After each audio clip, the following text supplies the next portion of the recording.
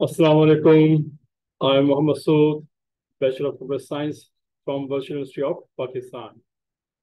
This is class number 14, Visual Studio .NET Framework.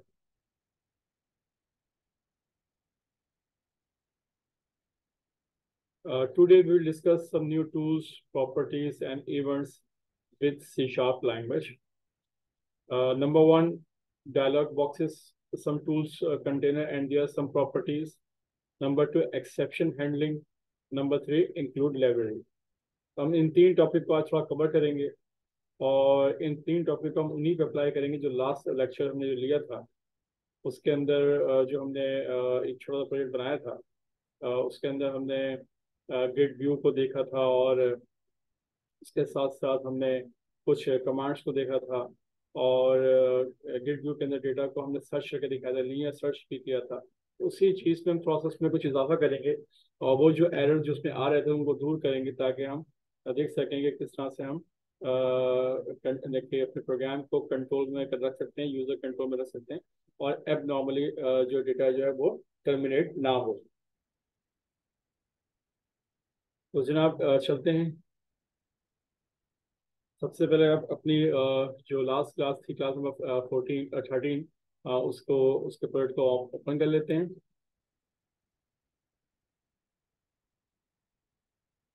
File पे जाइए, open कीजिए project और इसके अंदर जो प्रोजेक्ट हमने बनाया था उसका नाम रखा था हमने ग्रिड व्यू 23 रखा था हमने,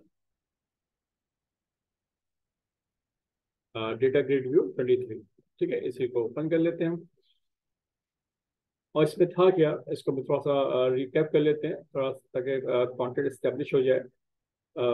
बेसिकली इसके अंदर अगर हम देखें तो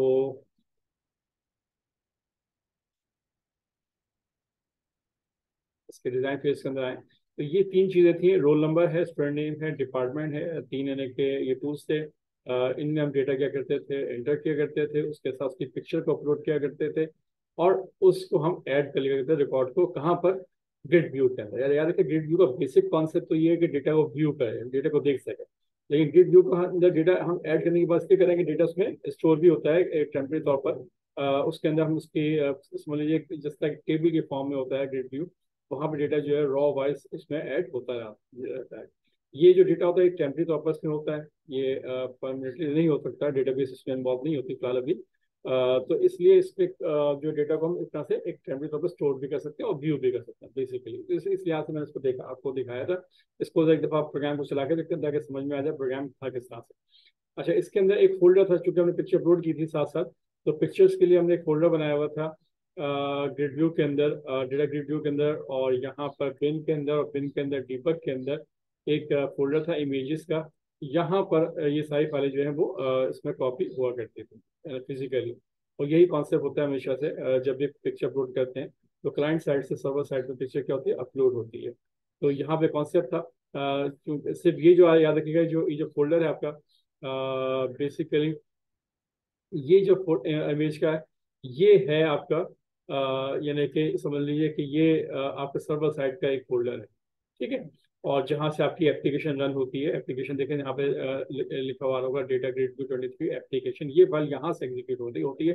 इस जगह पे हम एक फोल्डर बनाते हैं और फोल्डर बना के इसमें हम क्या करते हैं, क्लाइंट साइड से, क्लाइंट साइड का मतलब जो भी यानी कि आपके फाइल एक्सप्लोर का जो एरिया है वहाँ से फाइल उठाते हैं और इमेज को यहाँ पर हम कॉपी कर लेते हैं।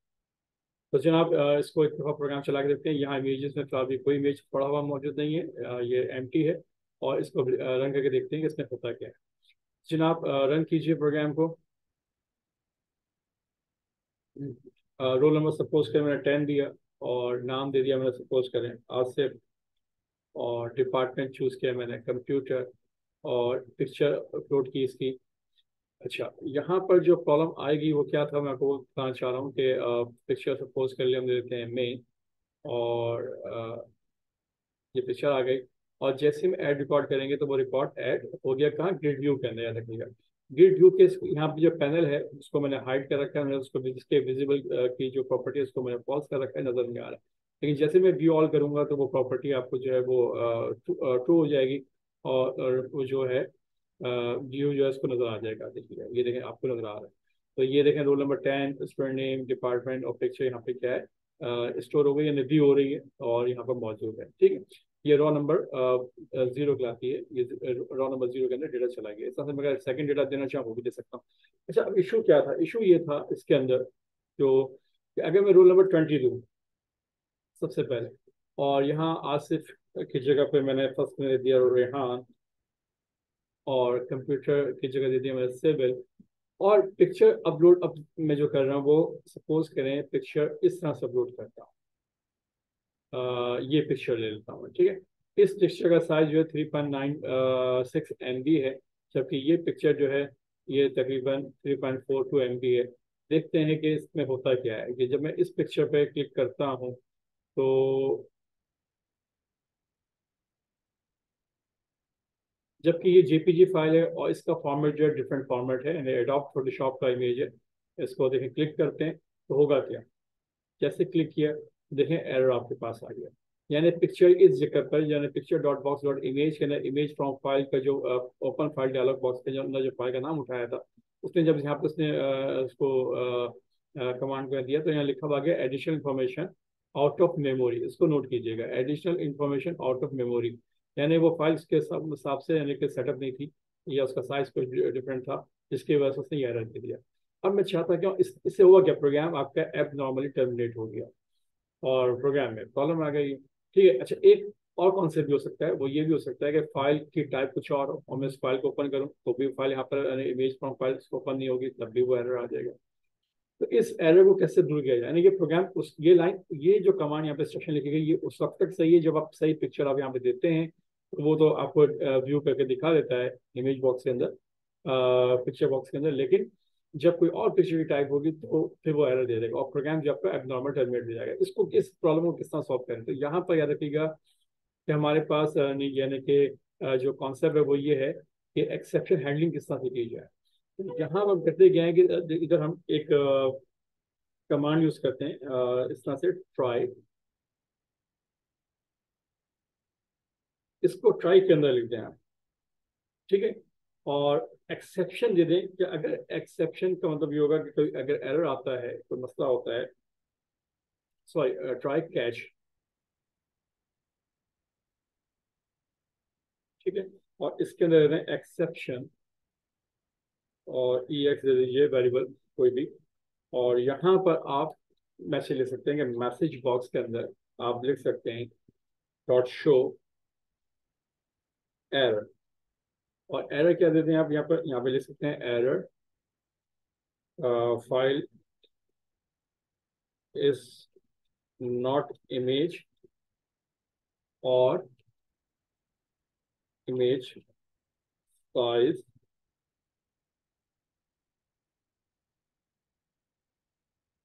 To high. जो भी आप लिखना चाहें मैसेज दे सकते हैं अपनी रिक्वायरमेंट के मुताबिक। तो ये आपने एरर मेंशन कर दिया। तो कैच से क्या होगा, ट्राई से क्या होगा, ये कमांड अगर बिल्कुल सही, यानी कि ओपन फाइल डायलॉग के अंदर जो नाम होगा वो बिल्कुल सही होगा तो लाजमी बात है वो इमेज आपको डिस्प्ले कर देगा। और अगर ऐसा नहीं होगा तो वो एरर मेंशन करेगा और कंट्रोल जो आपका प्रोग्राम जो नॉर्मली टर्मिनेट हो गया तो टर्मिनेट नहीं होगा।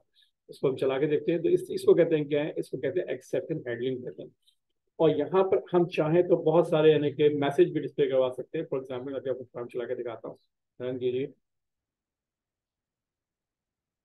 तो देखें, अब आप नोट कीजिएगा कि सिंपल, मैं भी डेटा ऐड नहीं कर रहा, सिंपल यूज अपलोड पिक्चर करता हूँ। और यहाँ पर देखें कोई भी पिक्चर अगर आपके पास यानी कि वन पिक्चर है, ओके आप दे दीजिए। तो देखें पिक्चर सामने आ गया। लेकिन आप दोबारा से पिक्चर को अपलोड करें और पिक्चर आपको ऐसा फॉर्मेट दे दें जो फॉर्मेट यानी कि मिसमैच हो, आपके उससे नहीं मिलता हुआ हो। तो देखें यहाँ पे लिखा हुआ है error file is not image और इमेज साइज टू फाइल, यानी या तो ये हो सकता है या ये हो सकता है, आपने मेंशन कर दिया। अच्छा, आप एक काम और भी कर सकते हैं। आप चाहें तो यानी ये तो एरर वो था जो हमने शो करवा दिया कि ये एरर दे दे। लेकिन अगर मैं चाहूँ तो यहाँ पे एक काम और भी कर सकता हूँ कि यहाँ पे कॉमे के बाद मैं दे सकता हूँ, इधर दे दीजिए आप प्लस ई एक्स डॉट मैसेज। मैसेज ये वो मैसेज है जो सिस्टम जनरेट करता है, तो आपने वो डिस्प्ले कर दिया। ठीक है। अच्छा, मैसेज के साथ साथ हम चाहें तो यहाँ पर आई थिंक इसके नंबर्स भी हो सकते हैं।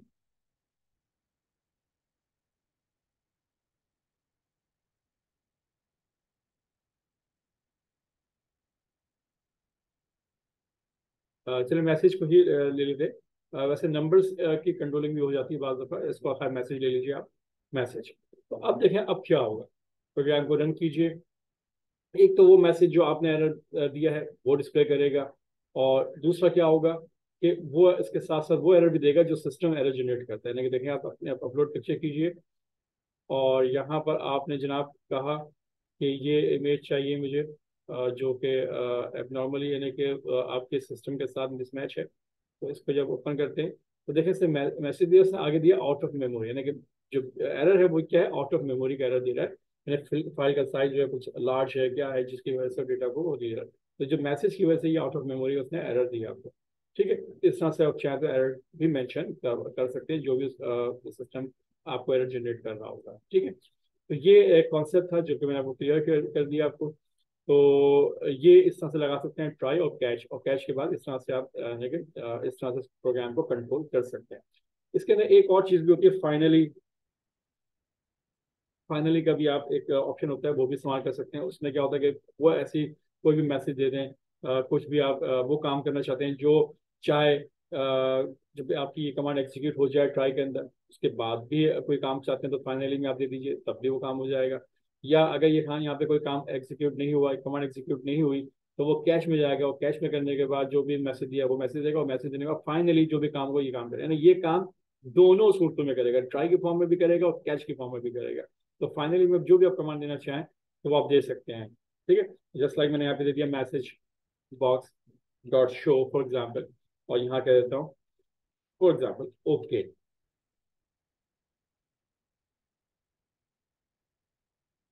ठीक है, ओके कह देते हैं, जब जो भी कह दें। आप प्रोग्राम चला के देखें, नोट कीजिए, देखें क्या फर्क होगा। पहले हम क्या करते हैं, एक सही इमेज ले लेते हैं ताकि आपको पता चले कि क्या होगा। आपने सही इमेज लिया, लाइक दिस, ये ले लिया आपने। ओपन कीजिए, मैसेज ने पिक्चर यहाँ पे आगे देखें, और इसके बाद क्या कहा उसने, ओके। ठीक है, यानी कि जो पहले ऑप्शन था ट्राई का, वो कमांड एग्जीक्यूट भी हो गया, उसके बाद ओके का। ठीक है, एक और काम करते हैं, अपलोड करते हैं। अब कि हम कोई गलत यानी कि इमेज देते हैं जो कि मिसमैच है, तो उस पर आप जब हम लेते हैं ओपन करते हैं तो देखें इसने एरर दिया आउट ऑफ मेमोरी का। ओके करेंगे इसको, यानी कि इसको मैसेज दिया, इसको ओके किया, इसके बाद इसने ओके का। यानी फाइनली का जो सेक्शन है, पोर्शन है, वो हर हाल में एग्जीक्यूट होगा। अगर कोई कमांड आप देना चाहें तो वहाँ पर हम दे सकते हैं। ठीक है जनाब, तो उम्मीद करता हूँ कि आपको ये जो है एक्सेप्शन हैंडलिंग का जो कॉन्सेप्ट है वो आपको समझ में आ गया होगा। ये हर जगह आप इस्तेमाल कर सकते हैं जहाँ भी आपको ऐसी कोई चीज़ हो कि जहाँ पे सिस्टम एरर जनरेट करने का कोई आपको अंदेशा हो, तो वहाँ पे आप इस तरह की चीज़ आप लगा सकते हैं, ट्राई कैच को यूज़ कर सकते हैं। ठीक है, तो एक कॉन्सेप्ट हमने यहाँ पे मैंने क्लियर कर दिया। अब आइए दूसरी चीज़ कि ये तो था एक्सेप्शन हैंडलिंग। दूसरी चीज़ है इंक्लूड लाइब्रेरी। इसको भी तो देख लेते हैं, इंक्लूड लाइब्रेरी में क्या होगा। इंक्लूड लाइब्रेरी के अंदर होता क्या है कि आपने नोट किया हुआ, लास्ट में हमने जो कमांड लिखी थी बहुत सारी, जैसे कि हमने यहाँ लिखा था कि जनाब system dot I O dot directory get current directory. अच्छा ये है क्या, इसका इसका काम क्या होता है इस चीज़ का, इसको हम थोड़ा सा अलग से समझने की कोशिश करते हैं जरा। System dot IO directory dot gate current directory. Current directory मतलब क्या है कि जहाँ से आपकी एप्लीकेशन चल रही है वो मुझे पाथ मुझे डिटेक्ट करना चाहता है। तो कैसे करेंगे आप, तो आप फॉर एग्जाम्पल आप एक यहाँ पे एक बटन ले लीजिए। ये मैंने बटन लिया हुआ क्लास समझाने के लिए, टेस्ट बटन है। ठीक है, इसके अंदर सिंपल सी कोडिंग करते हैं और समझाते हैं आपको कि इसमें होता क्या है। इस पर डबल क्लिक कीजिए। अब यहाँ लिख दीजिए आप सिंपल आप लिख दीजिए जनाब मैसेज बॉक्स डॉट शो, और इसके अंदर मैं लिख देता हूँ सिस्टम डॉट आईओ और डॉट डायरेक्टरी। ठीक है, डायरेक्टरी एक क्लास हो गई, और उसका मेथड है क्या, get current directory. Get current directory यानी करंट डायरेक्टरी की लोकेशन फाइंड आउट करना। तो ये फाइंड आउट करेगा, सिंपल ये काम लिखा है। मैं अब नोट कीजिएगा जरा इसको, रन करते हैं जरा।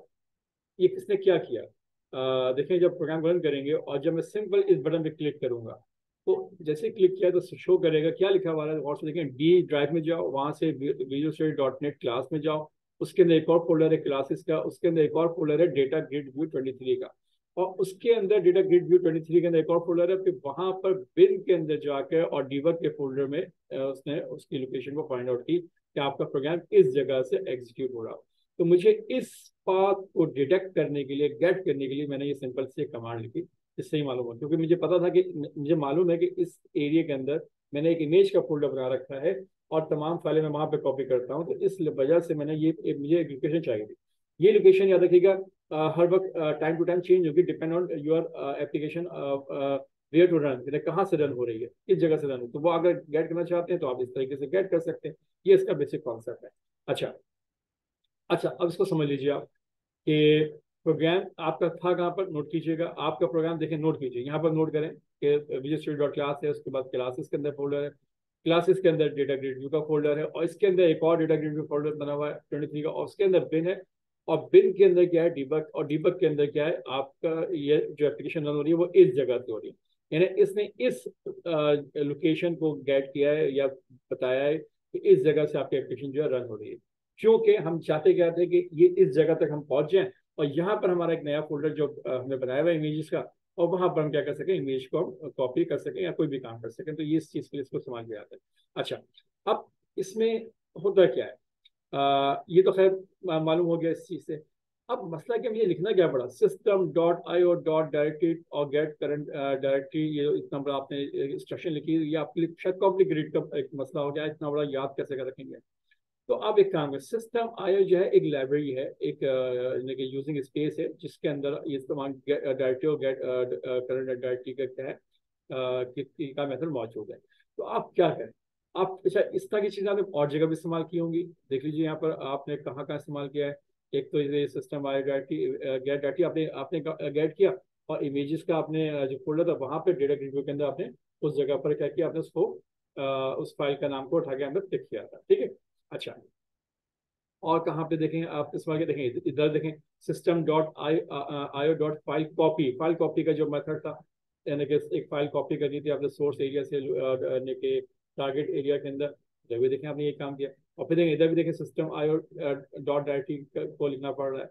तो इससे बचने के लिए आप क्या करें, सिंपल आप टॉप पे जाएं, जहाँ पर देखें बहुत सारी यानी कि यूजिंग स्पेसेस जो आपके लाइब्रेरी के वो इस्तेमाल हो रहे हैं, सिस्टम का हो रहा है, सिस्टम कलेक्शन जेनरिक हो रहा है, सिस्टम डेटा हो रहा है, सिस्टम ड्राइंग हो रही है, तो यहीं पर आप एक काम करें, आप लिखते हैं यूजिंग सिस्टम डॉट आईओ। जब आप इसको आप ऊपर इंक्लूड कर लेंगे यूजिंग इस लाइब्रेरी को, और तो फिर इससे फायदा क्या होगा, इससे फायदा ये होगा कि आपको सिस्टम डॉट आईओ लिखने की जरूरत नहीं पड़ेगी। देखें अब मैं ऐसे रिमूव कर देता हूँ, तो सिंपल अब कमांड आपकी छोटी शॉर्ट फॉर्म में हो गई, सिंपल फाइल डॉट कॉपी, यानी file dot copy, open file dialog में से जो फाइल का नाम है वो उसको उठाओ, और सिस्टम डॉट डायरेक्टरी जो गेट डायरेक्टरी है वो आप उसकी लोकेशन आप मालूम करना चाहते हैं, तो यहाँ से भी क्या करते हैं, सिस्टम डॉट आईओ को रिमूव कर दो। सिंपल आपकी कमांड कहाँ चली गई कि डायरेक्टरी क्लास, और क्लास के अंदर कौन सा मेथड है जनाब, गेट करंट डायरेक्टरी का जो है वो यानी कि मेथड है। तो सिंपल आपकी जो कमांड है वो थोड़ी शॉर्ट हो गई, इससे ये फायदा होगा, ठीक है। इसी तरह से और जहां पर आप यहाँ पर भी देखें सिस्टम आयो लिखा हुआ है, आप यहाँ से भी इसको रिमूव कर दीजिए सिंपल, और सिंपल लिख दें आप system directory dot gate current directory. इस तरह से बहुत सी ऐसी जगह पर क्लासेस होंगी जिनको इनकी लाइब्रेरीज के साथ साथ हम कमांड लिखेंगे या क्लास को यूज करेंगे, फिर उसका मेथड यूज करेंगे, तो उससे बेहतर है कि उस लाइब्रेरी को यूजिंग स्पेस को हम क्या कर लें, टॉप के ऊपर अपने जो आपका कोडिंग एरिया है तो टॉप के ऊपर उस लाइब्रेरी को आप क्या कर लें, इंक्लूड कर लें, इंक्लूड कर लें, इंक्लूड करना कह लीजिए आप, या उसको इंपोर्ट करना कह लीजिए आप, इंपोर्ट कर ले या इंक्लूड कर ले, मुख्तलिफ लैंग्वेज के अंदर इसको इंपोर्ट यानी कि अगर जावा के अंदर बात करें तो वहाँ पे हम इंपोर्ट करते हैं, अगर हम सी लैंग्वेज टर्बो सी की बात करें, सी लैंग्वेज की सिंपल, तो वहाँ पे हम इंक्लूड करते हैं। यहाँ पे चूंकि सी शार्प है, सी शार्प के अंदर जो है यूजिंग का कीवर्ड इस्तेमाल करके हम कोई भी लाइब्रेरी जो है वो इंक्लूड कर सकते हैं, तो इस तरह से कर सकते हैं। तो ठीक है, तो एक फायदा ये आपको हो गया कि अब आपको वो जो इतनी बड़ी कमांड लिखने की आपको जरूरत नहीं पड़ेगी, सिंपल आप लिख देंगे directory dot gate current directory, बहुत सिंपल सी कमांड है, डायरेक्टरी को फाइंड आउट करना चाह रहा हूँ इस कौन सी उसकी गेट करंट लोकेशन को, तो आप सिंपल इसका मेथड लिख दीजिए, वो उसको फाइंड आउट कर लेगा, ठीक है। तो इस तरह से जहां जहां भी आपने इस तरह से लिखा था उसको आप यूज कर सकते हो। तो एक फायदा ये भी आपको हो गया। तो जनाब इसके अंदर हमने इंक्लूड लाइब्रेरी को भी समझ लिया कि किस तरह से इंक्लूड लाइब्रेरी हम कर सकते हैं। अच्छा, अब आइए जरा बात करते हैं जरा डायलॉग टूल्स की, और जो उसके कंटेनर हैं, जो सब प्रॉपर्टीज है उनको देख लेते हैं। कंटेनर सोचने फिलहाल भी रहने दो, डायलॉग बॉक्स पे आ जाते हैं जरा। तो डायलॉग बॉक्स के अंदर अब हम करते क्या हैं कि जनाब लास्ट टाइम हमने ये अभी लिखा मैसेज बॉक्स बटन के अंदर कि हमने करंट डायरेक्टरी का पाथ मालूम किया, ठीक है। अच्छा, इसी तरह से एक और चीज़ भी मालूम कर सकते हैं। फॉर एग्जांपल इसी जगह पर मैसेज बॉक्स के अंदर जैसे था ओपन, ये शायद मैंने लास्ट टाइम आपके क्लास में बताया था, ओपन डायलॉग बॉक्स वन जो है, अगर मैं यहाँ पे लिखता हूँ simple file name, simple file name लिखूंगा तो क्या होगा, ओपन फाइल डायलॉग वन का क्या हो जाएगा, जो नाम है फाइल का जो है वो यहाँ पर आ रहा होगा। तो जनाब इसको रन करते हैं हम।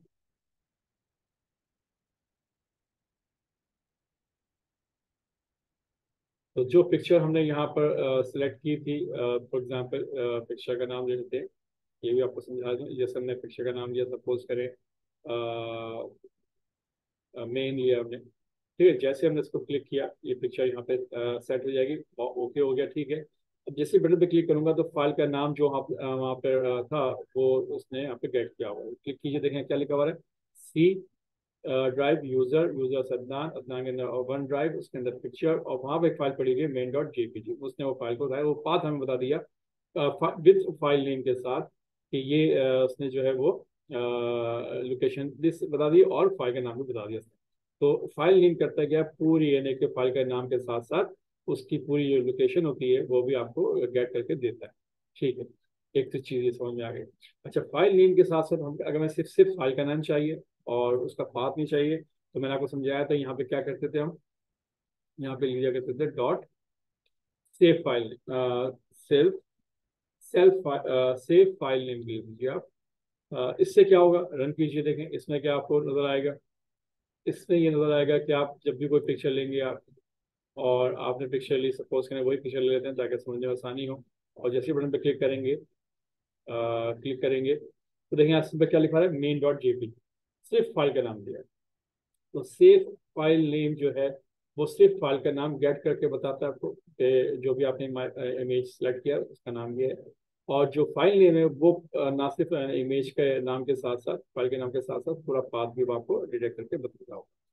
तो ये चीज़ भी आपको आज क्लियर हो गई, ठीक है जनाब। अच्छा, इसके साथ साथ आप एक चीज़ और देख लेते हैं कि मुझे जनाब इसको अभी वो कर दीजिए, कमेंट्स कर दीजिए। अब मुझे कोई और टूल्स, कोई और यानी कि डायलॉग बॉक्स को देखना चाहता हूँ। फॉर एग्जांपल आप टूल्स डिज़ाइन फेस पे गए और टूल्स में गए, और टूल्स के अंदर आपने क्या यूज़ किया, यहाँ टूल्स के अंदर डायलॉग बॉक्स के अंदर आपने सपोज करें कलर बॉक्स ले लिया आप, कलर डायलॉग बॉक्स, ठीक है। इसको जब आप यूज़ करेंगे यहाँ पर तो ये देखें कलर डायलॉग वन भी जो है यहाँ पर इंक्लूड हो गया। अब होगा क्या, अब होगा ये जनाब कि मैं इस बटन के पीछे कोडिंग करता हूँ कि यहाँ पे मैं चाहता हूँ कि open colour dialog one dot show dialog, इसको कर दे। इससे होगा क्या, कोई ऐसी एप्लीकेशन आप बना रहे हैं जहाँ पे आपको कोई कलर सेलेक्ट करना चाहते हैं, तो किस तरह से कलर सेलेक्ट करेंगे आप। तो रन कीजिए फिलहाल, देखते हैं होगा क्या। रन कीजिए, रन करने के बाद जैसे इस बटन पे क्लिक करेंगे तो आप नोट कीजिएगा कि आपके सामने एक कलर बॉक्स का एक डायलॉग बॉक्स जो है माइक्रोसॉफ्ट की अपनी प्रोडक्ट है, अपनी एप्लीकेशन है, वो यहाँ पर आपके पास रन हो गई है। अब यहाँ से कोई भी आप कलर चूज करना चाहें कलर चूज कर सकते हैं, लेकिन कलर चूज जब करेंगे तो इसके पीछे जो कलर सिलेक्ट किया गया उसकी वैल्यू कहाँ पर गेट होगी, उसको हम किस तरह से हम अप्लाई कर सकते हैं, उसको हम देखते हैं। तो यहाँ पे हमने गेट कर लिया। अभी कोई भी इसका रिजल्ट हमारे स्क्रीन पे नजर नहीं आया। अब करना क्या है, करना ये है जनाब कि हम चाहते हैं कि पहले तो हम ये मालूम करें कि जो कलर आया वो आता किस जगह पर है। तो हम यहाँ मैसेज बॉक्स डॉट शो के अंदर करते क्या है, इसको तो यहाँ से रिमूव कर दीजिए, इसकी जरूरत नहीं है। सिंपल हम करते क्या है, colour dialog one dot colour, ये लिखें। इससे क्या होगा, कलर की वैल्यू किस में आ जाएगी, यहाँ पर सेट हो जाएगी, कलर डॉट वैल्यू, या एक minute, dot value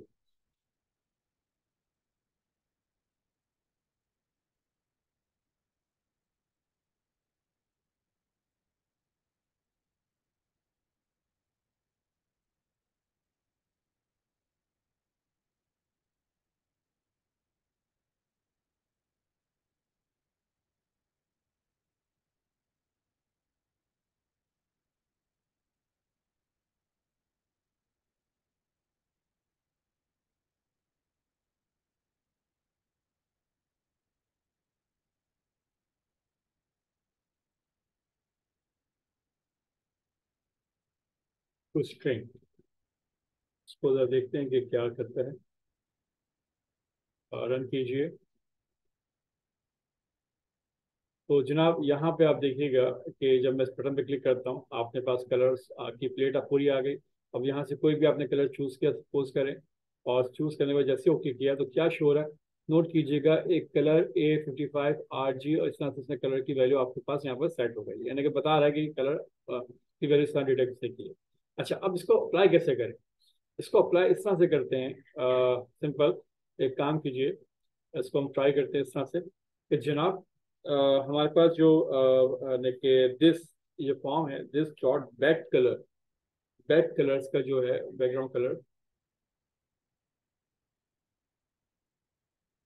back colour equal to क्या कर दें, इक्वल टू हम कर दें जनाब कलर डॉट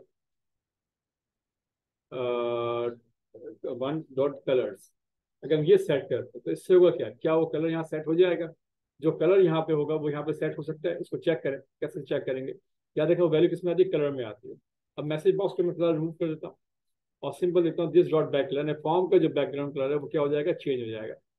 कौन सा हो जाएगा, जो जो भी हम कलर डायलॉग बॉक्स में से जो भी कलर सेट करेंगे, रन कीजिए जरा। ठीक है, बटन पे क्लिक कीजिए।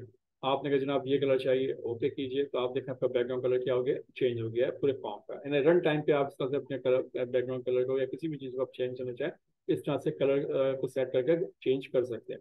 दोबारा क्लिक कीजिए। अब क्या आपने कहा नहीं जनाब मुझे ये नहीं चाहिए, मुझे ये कलर चाहिए, आप और ओके कीजिए, अब वो कलर हो जाएगा।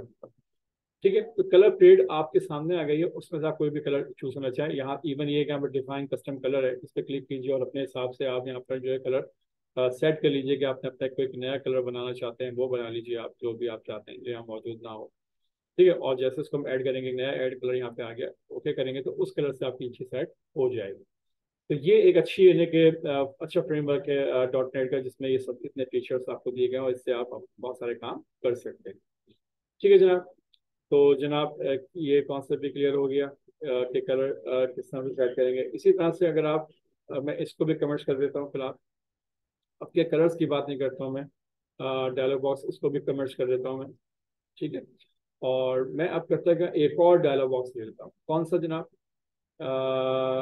टूल्स पे जाइए और यहाँ पर आपके पास क्या है, देखें, एक तो है फोल्डर ब्राउज डायलॉग बॉक्स, एक ये भी एक कलर डायलॉग बॉक्स हो गया, एक है फोल्डर ब्राउज डायलॉग। इसको आप ले लीजिए, देखें इससे क्या फायदा होगा आपको, क्या चीज़ नजर आएगी आपको। अब यहाँ बटन पे जाइए, कोडिंग कीजिए आप।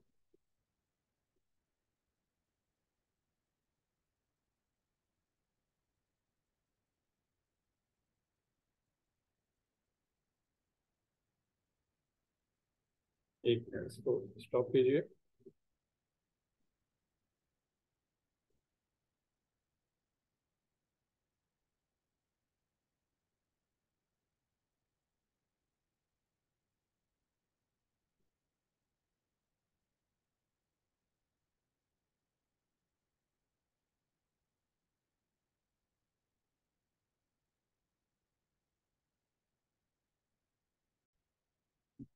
कोडिंग में आप सिंपल ही काम कीजिए, यहाँ लिख दीजिए आप open folder, open open folder,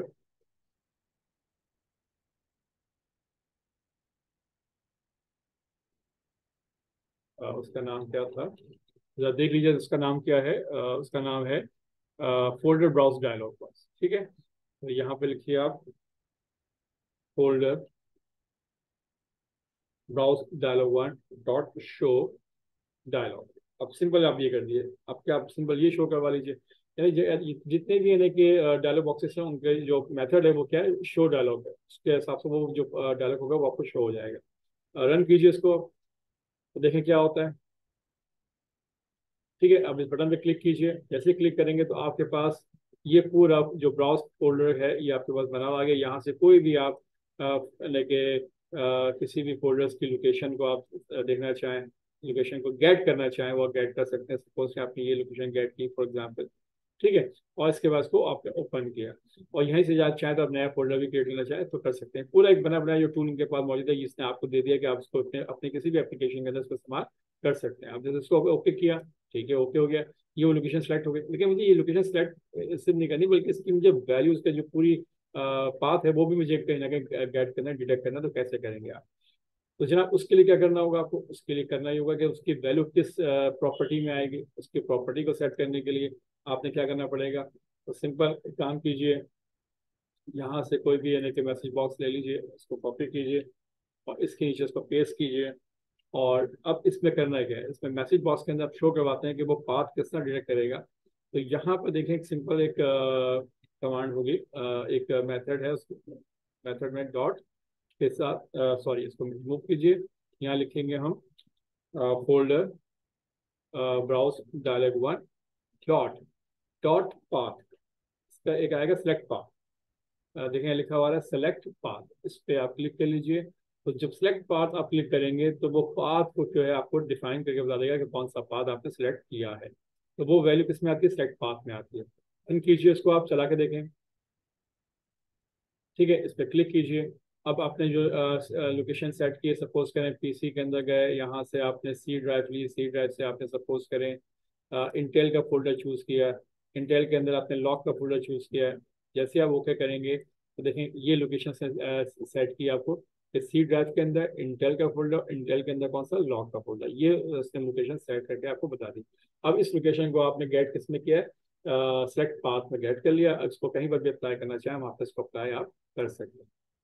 ठीक है जनाब, तो उम्मीद करता हूँ कि आपको ये सब चीज़ें समझ में आ गई होंगी कि किस तरह से हम डायलॉग बॉक्सेस को अपने अपने सॉफ्टवेयर, अपने एप्लीकेशन में इस्तेमाल हम कर सकते हैं। ठीक है, तो अब आपने कौन कौन से डायलॉग बॉक्सेस देख लिया आपने, आपने जो है फाइल ओपन के कलर डायलॉग बॉक्स भी देख लिया आपने, फोल्डर ब्राउज डायलॉग बॉक्स भी देख लिया आपने, फॉन्ट ये रह गया आपका, ओपन फाइल डायलॉग बॉक्स ये आप देख चुके हैं, और इसी तरह से सेव फाइल डायलॉग बॉक्स भी है।